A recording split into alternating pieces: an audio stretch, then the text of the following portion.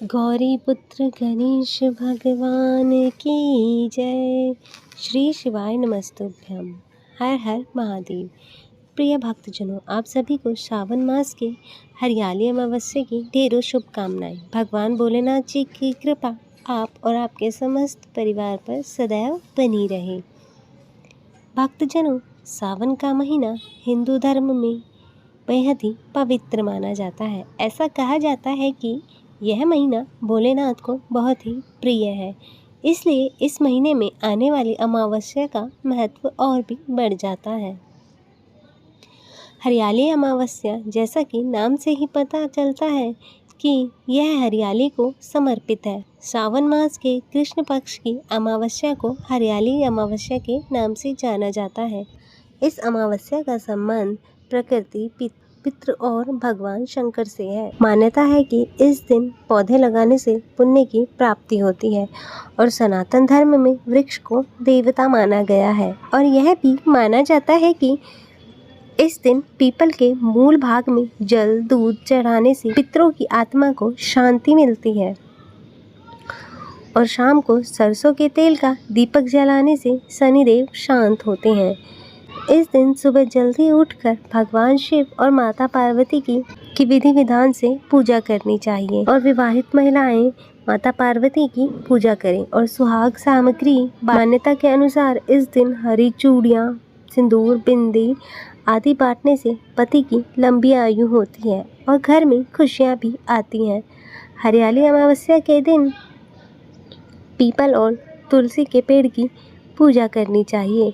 इसके साथ ही पीपल के पेड़ की परिक्रमा भी करनी चाहिए और इस दिन कई लोग व्रत भी रखते हैं और इस दिन पवित्र नदियों का स्नान करके ब्राह्मण और गरीबों को यथासंभव दान दक्षिणा देनी चाहिए। प्रिय भक्तजनों, तो आज हम इस वीडियो में हरियाली अमावस्या की व्रत कथा सुनेंगे।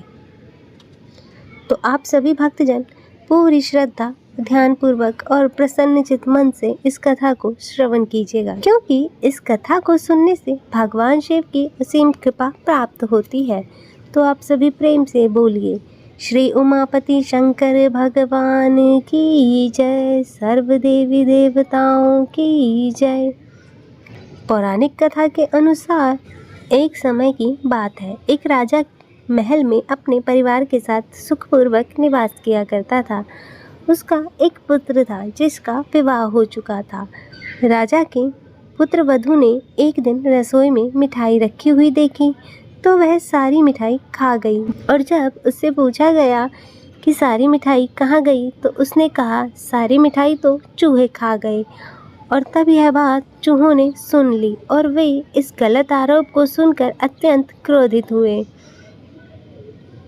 और इसके बाद उन्होंने राजा की बहू को सबक सिखाने का निर्णय लिया। और कुछ दिनों पश्चात महल में कुछ मेहमान आए। तब चूहों ने सोचा कि यह अच्छा अवसर है राजा के पुत्र वधू को सबक सिखाने का, और बदला लेने के लिए चूहों ने बहू की साड़ी चुराई और जाकर अतिथि के कमरे में रख दी। और जब सुबह सेवकों को और अन्य लोगों ने साड़ी को वहां पर देखा तो लोग राजा के बहू के चरित्र के बारे में बातें करने लगे और यह बात जंगल में आग की तरह पूरे गांव में फैल गई। और जब यह बात राजा के कानों तक पहुंची तो राजा ने अपने पुत्र वधू के चरित्र पर शक करते हुए उसे महल से निकाल दिया। राजा की बहू महल से निकलकर एक झोपड़ी में रहने लगी और नियमित रूप से एक पीपल के वृक्ष के नीचे दीपक जलाने लगी और इसके साथ ही वह पूजा करके गुड़दानी का भोग लगाकर लोगों में प्रसाद वितरित करने लगी। और इस प्रकार कुछ दिन बीत जाने के बाद एक दिन राजा उस पीपल के पेड़ के पास से गुजरे जहाँ उनकी बहू हमेशा दीपक जलाया करती थी और इस दौरान उनका ध्यान उस पेड़ के आसपास जगमगाती रोशनी पर गया। तब राजा इसे देखकर चकित रह गए और महल में वापस आने के बाद उन्होंने अपने सैनिकों से उस रोशनी के रहस्य का पता लगाने के लिए कहा। तब राजा के सैनिक राजा की बात मानकर उस पेड़ के पास चले गए और वहां पर उन्होंने देखा कि दीपक आपस में बात कर रहे थे। सभी दीपक अपनी अपनी कहानी बता रहे थे। तब एक दीपक बोला, मैं राजा के महल से हूँ और महल से निकाले जाने के बाद राजा की पुत्र वधू रोज मेरी पूजा करती है और मुझे प्रज्वलित करती है। तब सभी अन्य दीपकों ने उससे पूछा कि राजा की बहू को महल से क्यों निकाला गया। तब उसने बताया कि एक दिन उसने मिठाई खाकर चूहों का नाम लगा दिया। इस पर चूहे नाराज हो गए और राजा की बहू से बदला लेने के लिए उसकी साड़ी अतिथि के कमरे में रखकर आ गए और यह सब देखकर राजा ने उन्हें महल से निकाल दिया। तब यह सुनकर राजा के सैनिक हैरान रह गए और महल में वापस आकर उन्होंने राजा को पूरी कहानी सुनाई और यह सुनकर राजा को अपनी गलती का एहसास हुआ। फिर राजा ने अपनी पुत्र वधू को महल में वापस बुला लिया और इस प्रकार पीपल के पेड़ की नियमित पूजा करने का फल राजा की बहू को मिला और तब वह अपना जीवन आराम से व्यतीत करने लगी। अतः हे भगवान भोलेनाथ जी, इस कथा को कहते सुनते और हुंकारा भरते सभी पर अपनी कृपा सदैव बनाए रखना। तो सभी प्रेम से बोलिए श्री उमापति शंकर भगवान की जय। हर हर महादेव।